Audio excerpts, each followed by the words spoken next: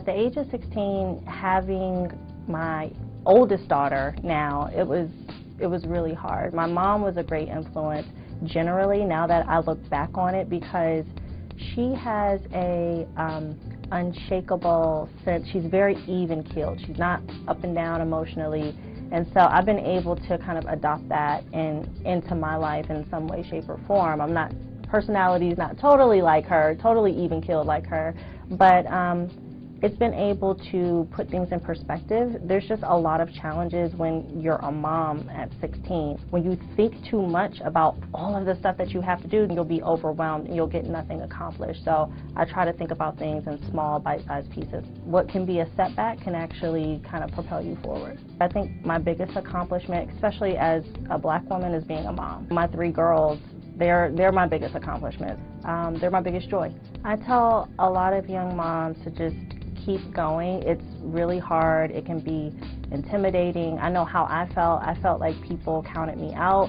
I felt like people knew how my life was going to end up and how my life was going to turn out. That's really what drove me to accomplish a lot. That's what drove me to finish school. That's what drove me to launch my own business. I didn't want that situation to put me in a box. So being a boss is all about confidence. So that starts with how you look and how you feel.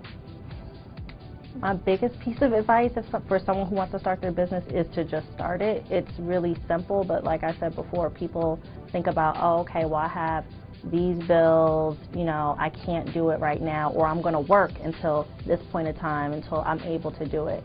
The biggest thing is the financial risk, and it's very scary, you know, being an entrepreneur, but just take that risk. You got to walk out on faith.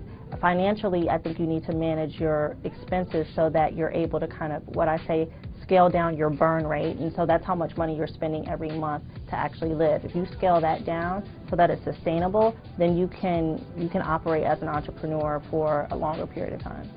There's a stereotype when it comes to being a black woman, and so I think people expect for you to be a certain way as a boss and as a leader, but I'm always super professional. I'm always, you know, really nice. At the end of the day, the work that we're doing is helping people, it's impacting people, and I try to make sure that I'm getting that message across instead of whatever stereotypes might already exist for black women.